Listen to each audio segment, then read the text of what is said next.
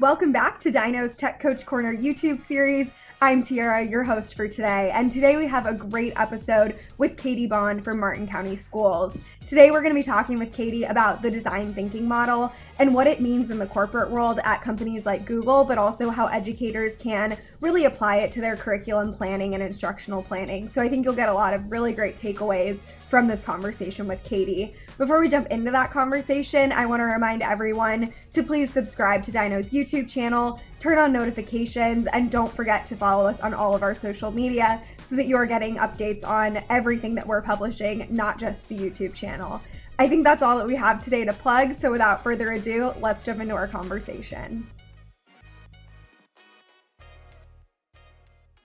Welcome back to Tech Coach Corner, everyone. Today I am joined by Katie Bond from Martin County School District in Florida. Katie, do you want to give a brief introduction to yourself?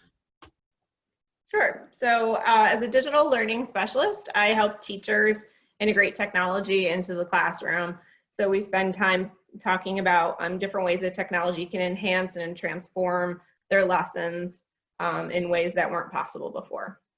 Yeah, it's a really important topic, especially now with remote learning, having you kind of help teachers facilitate that. We worked with you in the past at our 2020 Technology Coaching Conference. You presented on using Xamarin Design Thinking for lesson planning. I wanted to dive in a little deeper today to design thinking and kind of what it means and how to use it for, education and instruction and how you kind of think about it in your district. So design thinking is most well known for its use in the private industries with like Google and some other major companies use it as a way to problem solve. And so the stages of design thinking are empathize, define, ideate, prototype, and test. And so it's just this method for going through and figuring out who your audience is and how you can take a product or solve a problem with a product and then go back through those steps repetitively until you really get to a really well-defined product through prototyping and testing it out and making sure that you're always going back to your audience.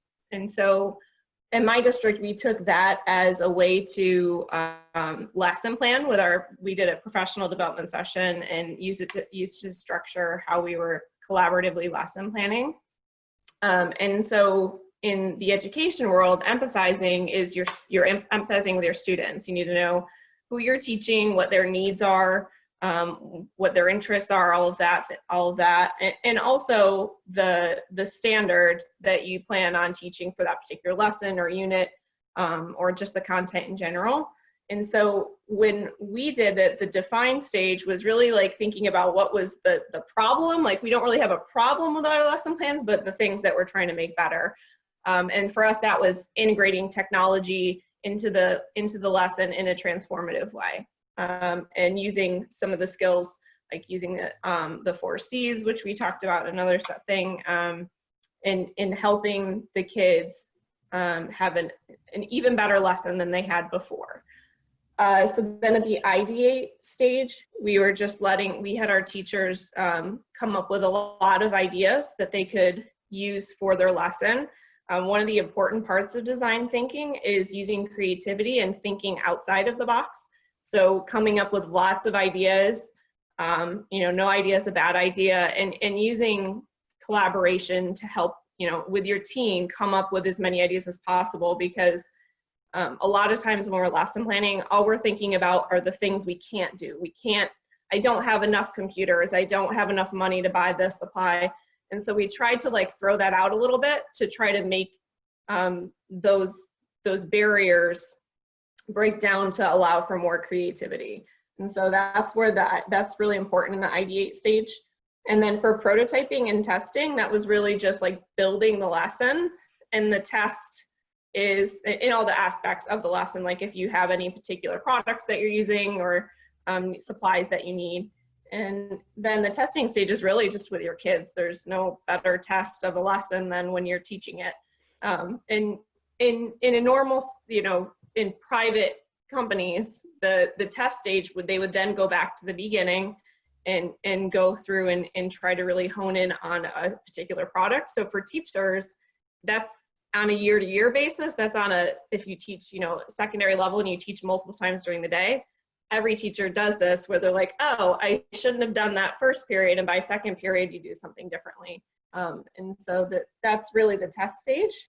But within our PD session, when we had this collaborative planning, we didn't get the full test done during the session, but we kept reminding them to go back to those empathize, define stages to try to build the lesson up bigger and bigger as much as we could.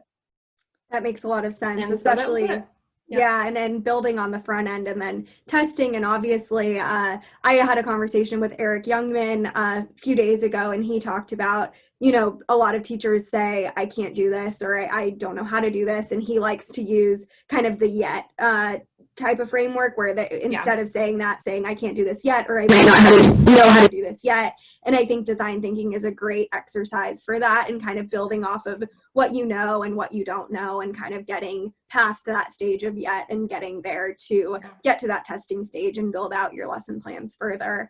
Well, thank you so much for being here with us today to talk about design thinking. Where can people find you if they want to connect with you?